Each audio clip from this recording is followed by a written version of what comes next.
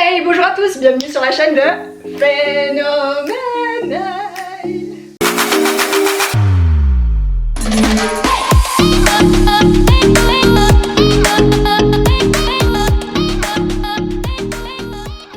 Hello hello, j'espère que tu vas merveilleusement bien. On se retrouve aujourd'hui pour une nouvelle vidéo. Comme tu peux le voir, on est dans un cadre différent que dans mes précédentes vidéos. Aujourd'hui j'ai décidé de tourner dans ma chambre parce que vu que le sujet principal de cette vidéo sera l'organisation et que c'est plutôt dans ma chambre que j'organise mes journées et mon quotidien en fait, bah je me suis dit allez pourquoi pas, on se fait une petite folie et on fait cette vidéo ici. Donc je suis sur mon lit comme tu peux le voir, en tailleur, j'espère que je n'aurai pas mal aux jambes à la fin de cette vidéo.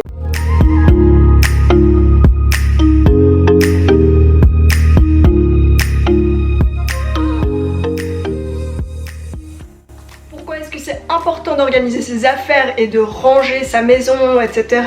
Bah tout simplement parce que vivre dans un environnement propre et organisé, c'est te permettre justement d'être toi-même sain d'esprit. Enfin, je vais m'expliquer, quand je dis sain d'esprit, c'est justement éviter d'être irritable ou stressé parce que c'est quelque chose d'inconscient, on se rend pas compte, mais imagine tu rentres dans ta chambre et ta chambre est tout en désordre, tu te retrouves plus dans tes affaires, tu perds tout, etc. Bah en fait quelque part tu te rends pas compte mais ton cerveau il va pas supporter ça et ça va engendrer énormément de stress dans ton quotidien, ça va te rendre super irritable et en fait tu sauras pas que c'est dû à ça. Mais mettons que je suis aussi organisée et encore je suis loin d'être Marie Kondo, j'essaie mais voilà. Mais en fait il y a quelques années en arrière, en fait depuis toujours même, j'ai toujours été très bordélique, je perdais tout. Bon, perdre ses affaires, pour ma part je trouve que c'est autre chose, c'est différent. C'est tout simplement parce qu'on est maladroit. Comme je l'avais dit dans une précédente vidéo, je suis quelqu'un qui oublie très vite les choses et très maladroite, du coup à tout moment je peux prendre, je sais pas, une paire de chaussures, la poser sur la table et je vais oublier, je vais la chercher pendant des heures. Donc je pense pas forcément que ce soit être bordélique, mais c'est juste toi-même t'es pas consciente de ce que t'es en train de faire, tu vois. Si tu t'organises en fonction que ton appartement ou ta pièce soit toujours bien, ça te permettra d'éviter ce stress le jour où tu devras faire le rangement. Souvent on demande quand sont les bons moments pour organiser ses affaires, quel jour de la semaine il faut faire le rangement, quel jour de la semaine il faut organiser son planning, son agenda, etc. Ce que je peux te dire c'est pourquoi pas le faire tous les jours un petit peu. Ça dépend si toi tu te sens de le faire tous les jours. Je pense que c'est quand même mieux parce que ça t'évite de tout réunir pour un seul jour. Avant je faisais souvent justement le tri, je faisais toute mon organisation le dimanche. Mais je me suis rendu compte que j'avais l'impression d'accumuler tellement de choses pour une seule journée que ça me mettait dans une pression mais totale. Donc c'est pour ça que je me suis dit non, il faut que j'arrête ça, il faut que j'arrête de faire une seule fois dans la semaine. Et il faudrait peut-être le faire tous les jours, quelques minutes, comme ça à la fin de la journée, dès que tu vas te coucher tu te sentiras beaucoup mieux. Si tu continues cette vidéo tu pourras avoir plein de petites astuces que je peux te proposer.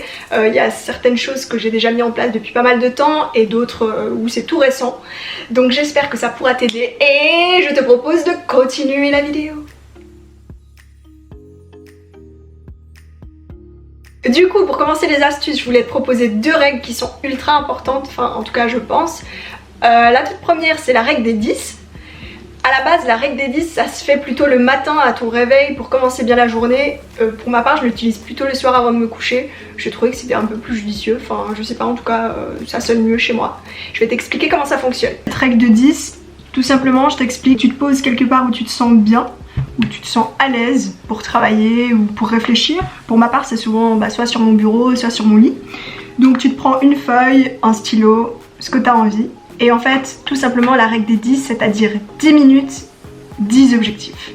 Donc quand je te parle d'objectifs, c'est pas des méga trucs, tu vois, c'est juste 10 choses que tu as envie de faire le lendemain.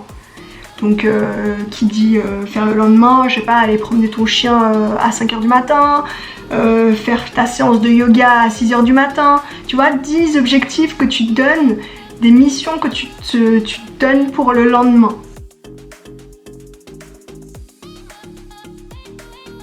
Ensuite pour la deuxième règle, c'est la règle des 2 minutes. C'est-à-dire tout ce que tu peux faire en 2 minutes maximum, pas 1 seconde de plus, tu le fais. C'est-à-dire imagine, je sais pas, t'as une paire de chaussures par terre, si en 2 minutes tu peux la ranger, bah fais-le. Perds pas de temps, tu vois. Fais déjà ce que tu peux faire maintenant en très peu de temps plutôt que d'accumuler énormément de trucs. Après pour organiser sa vie professionnelle, ce que je te conseille c'est d'avoir un agenda professionnel. Donc pour ma part c'est celui-là, je sais pas si tu arrives à le voir avec le reflet de la lumière. Mais en gros c'est un agenda professionnel pour ma prise de rendez-vous avec mes clientes, donc pour l'esthétique pardon. C'est un semainier, je vais te montrer une page vierge. Là tu vois c'est un semainier où tu as les jours de la semaine et les heures. Et t'as juste à fixer tes rendez-vous. Donc celui-là je l'ai acheté dans un magasin de coiffure. À la base c'était pas du tout ça la fourre. Et puis ensuite je l'ai customisé un peu à ma sauce. Et le prochain conseil que je peux te donner, c'est évidemment d'avoir un agenda pour ta vie privée. Ça fera peut-être un peu ministre pour certaines personnes, mais en tout cas, moi je trouve que c'est ultra important parce que justement, on a tendance des fois à dire oui un peu à tout le monde. Tu vas manger une bouffe samedi soir, oui ok pas de souci, et puis à côté tu vas dire la même chose à l'autre personne et puis t'avais complètement oublié que t'avais déjà prévu quelque chose. C'est pour ça que je te propose d'avoir ton agenda privé. Donc moi c'est celui-là. Je vais te montrer aussi les pages vierges. Donc tu vois t'as un jour sur chaque page. Et tout simplement je note dès que j'ai rendez-vous avec une copine, dès que j'ai un rendez-vous également chez le médecin, parce que pour le coup c'est aussi mon agenda, tout ce qui est médecin, mes rendez-vous personnels à moi. En général je l'ai toujours sur moi, en tout cas j'essaie. Parce que imagine t'es avec une personne et elle te propose d'aller faire une bouffe dans 2 semaines, tu vois. Toi forcément un mémoire court, tu vois, tu vas oublier ce que tu avais dans 2 semaines. Donc tu as juste à checker un peu ton agenda. Oui ça joue, ok on prend note et voilà. Peut-être que ça fera ministre, moi je ne trouve pas, je trouve ça très bien. Ensuite j'ai un 3e planeur. À la fin de cette vidéo vous allez vous dire la fille elle a 50 000 agendas partout. Non mais sérieusement j'ai un 3e planeur, c'est celui-là, je sais pas si vous arrivez à le voir. Voilà. Donc celui-là il est toujours dans ma chambre, accroché au mur, à l'entrée de ma chambre comme ça, je n'ai pas le choix que de le voir tout le temps. Comment je pourrais le définir ce planeur? Pour moi c'est un peu ouais un planning développement personnel si tu veux. En gros je t'explique. Quand je dis développement personnel, c'est pas j'écris sur mon planning je suis la meilleure ou autre, hein. Non pas du tout. C'est plutôt un plan des choses que je dois faire qui me feront du bien. Mais quand je dis qui me feront du bien, c'est-à-dire physiquement ou même psychologiquement. Donc le sport, donc toutes les fois où j'ai du sport, pardon, mon dieu je bégaye, les jours où j'ai le sport, les cours de salsa, ou les jours où bah là actuellement on n'a plus salsa parce que à cause du confinement, voilà. Donc je me suis organisée une sorte de séance de fitness tous les jours. Donc j'essaie de l'écrire ici. Et également tout ce qui est entretien du corps, entretien de soi. Donc c'est-à-dire tout ce qui est masque pour les cheveux, masque pour le visage, enfin en gros tout ce qui touche à la beauté quoi pour le coup. Parce que évidemment c'est important de prendre soin de soi. C'est d'avoir une to-do list à proximité de ton lit. Pourquoi à proximité de ton lit? Bah tout simplement parce que lorsqu'on est allongé, on a tendance à faire marcher un petit peu sa cervelle. C'est-à-dire se poser des questions, se dire ah demain il faudrait que je fasse ça, ou ah il faudrait que j'aille parler à une personne, ou plein d'autres choses différentes. Sauf que évidemment si on le note pas, on oublie. C'est pour ça que je te propose toujours d'avoir une to-do list à côté, comme ça tu as juste à prendre vite fait une petite note et te relire le lendemain. Pour ma part, il n'est pas forcément sur ma table de chevet, mais il est quand même à côté. Donc il est toujours sur le planeur que je t'ai montré tout à l'heure. Si tu veux, genre là t'as le planeur et juste là, cette partie-là, c'est une to-do list. En tout cas, je me suis inventé une to-do list, voilà. Et donc, dès que j'ai une petite idée qui me vient, bah je la note directement. Comme ça m'évite de la noter dans un agenda, de me perdre, de trouver aucun sens finalement. Donc je le note là-dessus. Tu peux également te prendre un petit agenda de poche que tu te laisses sur ta table de chevet par exemple, ou je sais pas, sous le lit, enfin tu trouves une technique. En tout cas je pense que c'est important. Une chose qui je trouve est super importante, après peut-être que vous trouverez pas le sens avec l'organisation, mais c'est se lever tôt. Pourquoi c'est important? Parce que en fait si tu te lèves tôt, tu as toute la journée devant toi, tu peux accomplir énormément de choses et à la fin de la journée, tu pourras te reposer et te dire ouais, j'ai fait des trucs utiles, tu vois. J'ai fait des trucs vraiment utiles dans ma journée, je suis fière de moi. Alors que si tu te réveilles à 13h par exemple, à midi, tu vas avoir l'impression que la journée est ultra courte et franchement, je pense très sincèrement que l'après-midi, on se sent plus très bien. Parce que c'est peut-être encore une fois inconscient, mais notre tête, elle va se dire j'ai l'impression d'avoir gâché ma journée complètement parce que du coup je me suis levée très tard. Qu'est-ce que j'ai fait? J'ai mangé, le temps que je m'habille, le temps que je me prépare en gros tout simplement.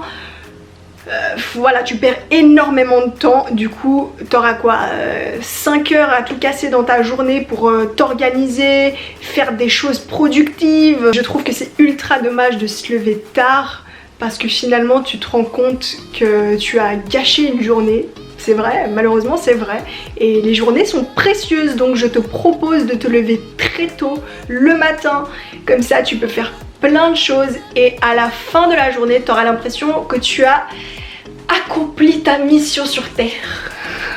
Ensuite, le prochain conseil, c'est organisation des documents, parce qu'on reçoit une tonne de documents tous les jours, que ce soit au travail, au niveau des factures, etc. C'est pourquoi il faut toujours les organiser pour pouvoir les retrouver plus facilement le jour où tu les cherches. Donc je vais te montrer un peu comment j'ai organisé tout ça.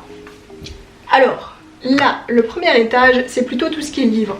On va pas vraiment s'occuper de ça, c'est pas ce qui nous intéresse. C'est plutôt cet étage là. Donc comment j'ai organisé ça?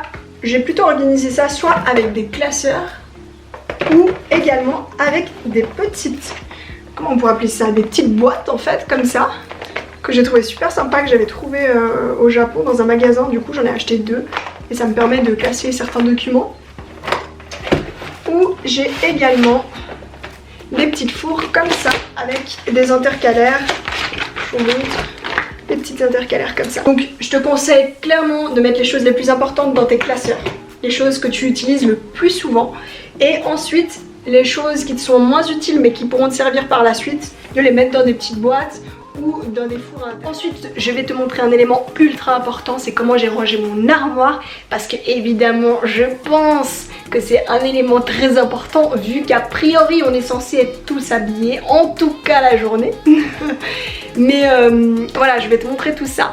Dans cette partie du dressing, c'est plutôt tout ce qui est chemise, robe, jupe qui peuvent se froisser.